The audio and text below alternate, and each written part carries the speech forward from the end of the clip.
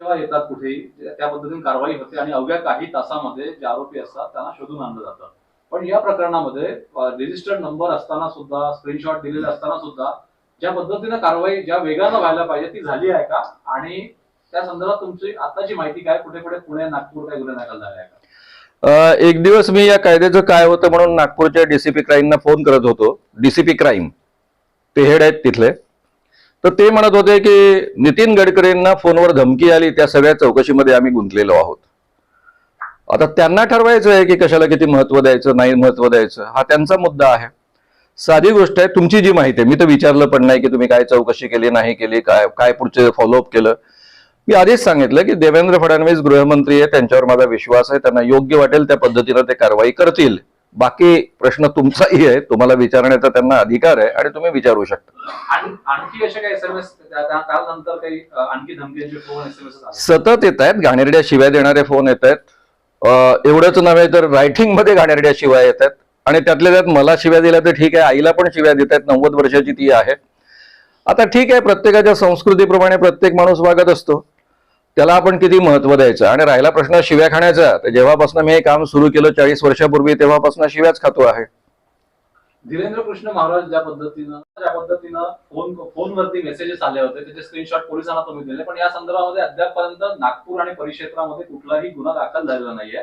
तुमची मागणी काय की पोलीस हे सगळं प्रकरण कशा पद्धतीने हाताळते आणि पोलिसांनी या प्रकरणामध्ये फोन नंबर्स अवेलेबल आहे, रजिस्टर्ड फोन नंबरवरून तुम्हाला मेसेजेस आलेले आहे, याच्यावरती काय कारवाई व्हावी अशी तुम्हाला अपेक्षा आहे? मी कालही असं म्हणालो आहे की हा संपूर्ण मुद्दा आहे तो गृह खात्याचा मुद्दा आहे. ऑलरेडी मला Y+ सुरक्षा आहे आणि त्यामुळे त्या अंतर्गत येणाऱ्या सगळ्या गोष्टी पोलीस करतील त्यांच्या पद्धतीनं. एक तर मी कधीही स्वतःला पोलीस संरक्षण मागितलेलं नव्हतं.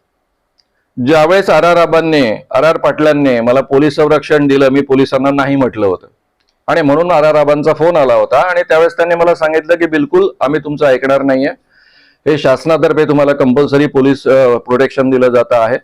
आधीच आम्ही एक माणूस गमावला, आम्हाला दुसरा माणूस गमवायचा नाहीये आणि इतके वर्ष आम्ही तुम्हाला सहकार्य केलं तर तुम्ही नाही कसं काय म्हणता. आणि तेव्हापासून मी कधीही याबाबत मला प्रोटेक्शन वाढवा याकरता कधी अर्ज केलेला नाहीये, प्रोटेक्शन द्या याकरता कधी अर्ज केलेला नाहीये. मधल्या काळामध्ये जेव्हा पद्धतीची सुरक्षा होती त्यावेळेस स्वतः अजितदादांनी देवेंद्र फडणवीस मुख्यमंत्री असताना त्यांना भेटून विनंती केली होती आणि मग त्याचं Y+ झालेलं होतं. तर हे सगळं त्या पातळीवर होतं आहे आणि त्यामुळे मला माहित आहे की महाराष्ट्रातले सगळे राजकीय नेते अतिशय जागरूक आहेत, त्यांना मी काय काम करतो याची कल्पना आहे आणि त्यांना जी योग्य काळजी घ्यायची गरज वाटत असेल त्या पद्धतीनं ते घेतील. सर, जे फोन भी आपको धमकी के फोन मैसेजेस आ रहे हैं क्या? वो कंटिन्यूअस आ ही रहे, गालियों के तो आ ही रहे हैं. इतनी गंदी गंदी गालियां आती हैं. मैं अपने आप को समझाता हूं कि सावित्रीबाई फुले ने इतना सहन किया, इसलिए तो मेरी माँ पढ़ी लिखी है, मैं पढ़ा लिखा हूं, तो हमने भी थोड़ा सहन करना चाहिए. मेरे सभी कार्यकर्ता फोन उठाते हैं, गालियां सुनते हैं, प्रेम से बात करने की कोशिश करते हैं, उनके पेशेंस खत्म हुए तो दूसरे को बोलते अब तू गालियां सुन भाई, मैंने अभी इतना समय सुन लिया है. तो ये हमारा तरीका रहा है क्योंकि हम समझते हैं, लोगों की भावनाओं को भी समझते हैं. धमकियां देने वाले में दो लोग होते हैं. एक होते प्रामाणिक भक्त जो सही में अपने बाबा पर बहुत भक्ति करते हैं, उनके लिए वो बाबा नहीं होते, कोई इंसान नहीं होते, भगवान का रूप होते हैं. तो चिढ़ कर बोलते हैं, तो उनकी भावनाओं का हम आदर करते हैं. और दूसरे होते हैं उनके गुंडे लोग जो उनके व्यवसाय का हिस्सा होते हैं, उनके फायदों का हिस्सा होते हैं. तो गुंडों की भाषा जल्दी समझ में आती है, तब फोन कट कर देते हैं हमारे लोग. अगर प्रामाणिक भक्त है और वो बहुत भावनाओं से ओतप्रोत होकर बोल रहा है तो उसको समझाने की कोशिश करते हैं. तुम हमारे सनातन धर्म के खिलाफ बात करते हो, ऐसा बोलने के बाद भाई हम भी सनातन हिंदू है, इसे शुरुआत करते हैं, हम साथ में काम करेंगे. हमारे धर्म में क्या ठगी चाहिए क्या हमको? अगर कोई बदमाशी करता है, ठगी करता है तो हम साथ में उसका उजागर. तुम क्रिश्चियन पादरी हो, चलो अपन साथ में क्रिश्चियन पादरी जब भी चमत्कार करेंगे उनको एक्सपोज करेंगे. इस ढंग की बात करने के बाद में बेचारे ठंडे हो जाते हैं, अलग ढंग से बात करना शुरू करते हैं. तो ये सब ट्रेनिंग का हिस्सा है हमारे. गालियां खाना ये मेरे काम का हिस्सा रहा है और मैं अपने कार्यकर्ताओं को इतने सालों से ये ठीक बात समझा पाया हूं और इसीलिए वो इतने सालों से टिके और काम कर रहे हैं. ठीक है. धमकियां भी आ रही है, क्या प्रतिक्रिया आपकी कि जिस तरह से आपके बाद उनको भी जान से मारने की धमकियां आ रही है? ये तो बुरी बात है. जान से धमकियां देना, मारने की धमकियां देना एक गलत बात है हमारे देश में. जो भी बात कहनी है मुंह से कहनी चाहिए, अपने विचार रखने चाहिए और जो कानून है उसके तहत कार्रवाई करने का आग्रह रखना चाहिए। ना ही किसी ने अपने हाथ में कानून लेना चाहिए और ना ही सामने के व्यक्ति का अपमान करना चाहिए। रहा सवाल मेरे संगठन का, तो मेरे संगठन की यह विशेषता रही है कि हम कभी किसी के साथ में अपशब्द का उपयोग नहीं करते हैं। हम जो कहते हैं जाहिर रीति से कहते हैं कि ये व्यक्ति ठग है, लेकिन उनका कभी अपमान नहीं करते, दूसरे शब्दों का हम प्रयोग नहीं करते हैं। और हमारी ओर से धमकियां देना तो असंभव है। मेरा कोई भी कार्यकर्ता उनको धमकी देने की गुंजाइश नहीं है, क्योंकि हम सभी को इसी ढंग से इतने सालों से हम काम करते आए हैं। जब हम किसी बाबा को, किसी मांत्रिक को, किसी शरीर में भगवान लाने वाले व्यक्ति को या फिर किसी ज्योतिषी को एक्सपोज करते हैं तो उनके भक्त उनको मारने के लिए दौड़ते हैं और हमेशा हम उनको बचाते आए हैं।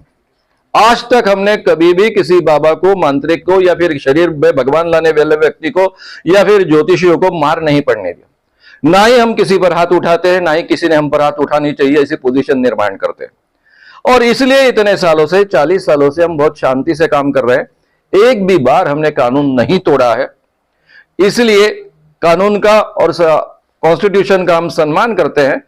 इसलिए महाराज जी को अपनी बात कहना, धीरेन्द्र कृष्ण महाराज जी को अपनी बात कहने का पूरा पूरा अधिकार है।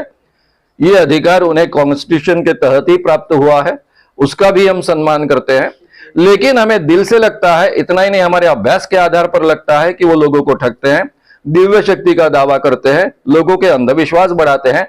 इसलिए उनके खिलाफ हम बोल रहे हैं और उनको चैलेंज कर रहे हैं कि फ्रॉड एंड प्रूफ कंडीशंस के अंदर आप दिव्य शक्ति एक बार सिद्ध कर दीजिए। हम भी आपसे माफी मांगेंगे, आपको ठग कहा इसलिए भी माफी मांगेंगे और फिर हमारा काम तो हमेशा के लिए बंद कर देंगे। मैं पहले ही जाहिर कर चुका हूं, उसको रिपीट नहीं करना चाहता। तो इसलिए उनको जो धमकियां आ रही हैं वो मुझे बहुत बुरी बात लग रही है। ऐसा किसी के भी बारे में नहीं होना चाहिए और उसमें हम लोगों का किसी का भी साथ बिल्कुल ही नहीं हो सकता है। जी मैजिशियन भी बहुत